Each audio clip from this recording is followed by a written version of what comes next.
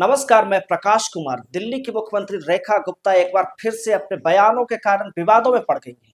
उन्होंने ऐसा बयान दिया है कि जिसे सुनकर आप कहेंगे कि आखिर वो क्या बोल रही हैं। उन्होंने अखिलेश यादव और अरविंद केजरीवाल के ऊपर जो बयान दिए हैं, उसकी लगातार निंदा की जा रही है। दरअसल रेखा गुप्ता न्यूज 24 के प्लेटफॉर्म पे एक इंटरव्यू दे रही थी। उनका इंटरव्यू वहां के एंकर मानक गुप्ता ले रहे थे। उसी दौरान मानक गुप्ता ने उनसे ये पूछ लिया कि अब अगले जो जो मैं नाम लूंगा उस पर आपको एक एक शब्द में अपने जवाब देने हैं।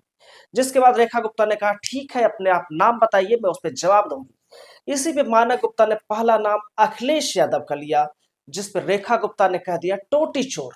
बताइए, देश के एक बड़े राज्य के पूर्व मुख्यमंत्री को टोटी चोर कहना कितना सही है। इसके बाद मानक गुप्ता ने अरविंद केजरीवाल का नाम लिया, तो रेखा गुप्ता ने तपाक से कह दिया कि वो झूठा है। अरविंद केजरीवाल दिल्ली के पूर्व मुख्यमंत्री हैं और तीन तीन बार मुख्यमंत्री बन चुके हैं। उनको डायरेक्टली टीवी पे झूठा बोलना कितना सही है। इसके बाद पूछा गया कि आतिशी कैसी है, तो उस पे वो कह रही है कि वो झूठी है, उनको पता ही नहीं है कि उन्हें क्या करना चाहिए और वो क्या कर रही है। नरेंद्र मोदी और अमित शाह पे जब पूछा गया तो वो बताती हैं कि वो डेयरिंग लीडर हैं, शानदार हैं। लेकिन विपक्ष के किसी भी नेता का नाम लिया गया तो रेखा गुप्ता उनकी आलोचना करती रही। रेखा गुप्ता से अगला अगला नाम जो पूछा गया वो राहुल गांधी का था। तो रेखा गुप्ता ने बोला कि वो तो लीडर ही नहीं है, लीडर के लायक ही नहीं है। प्रियंका गांधी पे उन्होंने कोई कमेंट करने से मना कर दिया, भगवंत मान पे भी कोई कमेंट नहीं किया। लेकिन जिस तरीके से इस इंटरव्यू में रेखा गुप्ता ने अपने जवाब दिए हैं, उससे उनकी लगातार आलोचना हो रही है। आप ही बताइए कि क्या इस तरीके से एक मुख्यमंत्री की भाषा ऐसी होनी चाहिए? जिस तरीके से उन्होंने बात की है, अखिलेश यादव को टोटी चोर बताया है, जो कि सोशल मीडिया पे ट्रोल्स की भाषा है, उस भाषा में क्या अब एक मुख्यमंत्री बात करेंगी? अगर मुख्यमंत्री इस भाषा में बात करेंगी तो उसका आम नागरिकों पे क्या प्रभाव पड़ेगा? बाकी लोग कैसे बात करेंगे? इस इंटरव्यू के सामने आने के बाद समाजवादी पार्टी की ओर से बड़ी प्रतिक्रिया आई है। उनके मीडिया सेल ने ट्विटर पे कमेंट करते हुए लिखा है कि रेखा गुप्ता जी, आपकी ये भाषा सड़क छाप भाषा है। विपक्षी नेताओं के लिए क्या आप सड़क छाप भाषा का इस्तेमाल करेगी? अभी आपको मुख्यमंत्री बने हुए कुछ ही दिन हुए हैं, क्या आपको संघ की कार्यशाला में यही सिखाया गया है कि आप इसी तरह की सड़क छाप भाषा का इस्तेमाल करें? इसके अलावा मीडिया सेल ने यह भी लिखा है कि ये आपकी परवरिश को भी दिखाता है और भाजपा के संस्कार को भी दिखाता है।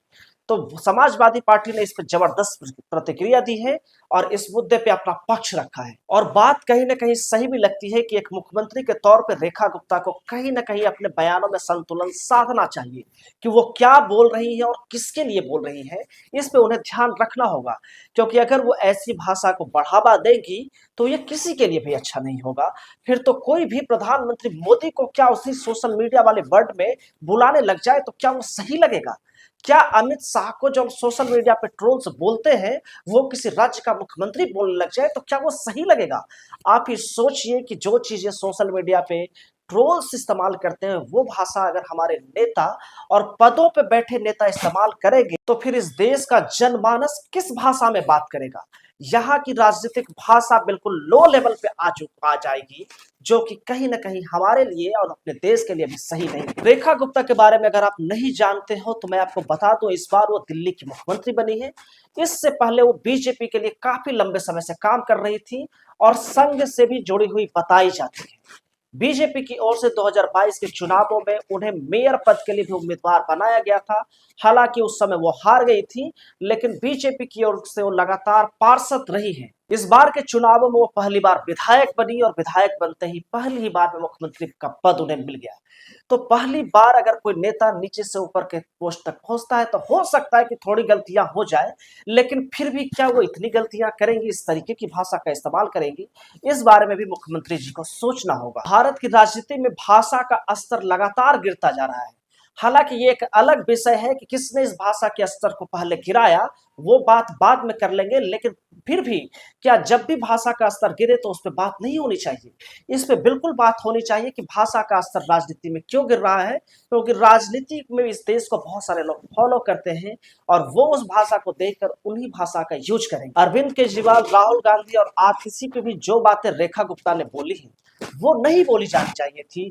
जो ऑफ द रिकॉर्ड जो चीजें बोली जाती है, नॉर्मली हम कमरे की बातचीत में लोगों को बोल देते हैं, कमेंट कर देते हैं, वो चीजें टीवी पे बोलने का क्या मतलब है?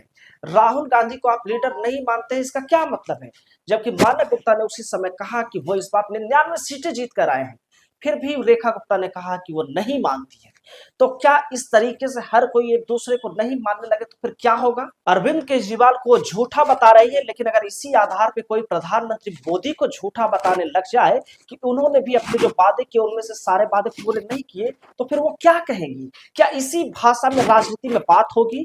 क्या भाषा का लेवल भाषा का स्तर इस लेवल पे ला दिया जाएगा कि लोग इसी भाषा में बात करने लग जाएं? हालांकि अभी तक इस मुद्दे पे अखिलेश यादव, अरविंद केजरीवाल, राहुल गांधी और प्रियंका गांधी ने कोई बयान नहीं दिया है। हो सकता है कि आज के दिन में उनकी ओर से भी कोई स्टेटमेंट आ जाए, लेकिन इस भाषा पे तो गौर करने की जरूरत है ही।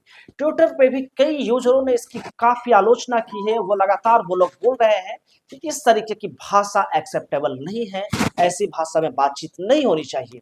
बाकी आप इस मुद्दे पे क्या सोचते हैं, कमेंट करके जरूर बताइएगा कि क्या जिस तरीके से दिल्ली की मुख्यमंत्री रेखा गुप्ता ने अखिलेश यादव को टोटी चोर कहा है, अरविंद केजरीवाल को झूठा कहा है, आतिशी को झूठी कहा है, इसके अलावा राहुल गांधी को बोला है कि वो नेता नहीं मानती है, इस तरह के बयान पे आपकी क्या राय है, कमेंट करके जरूर बताइएगा। क्या ऐसी भाषा में दिल्ली के सीएम को बात करनी चाहिए थी?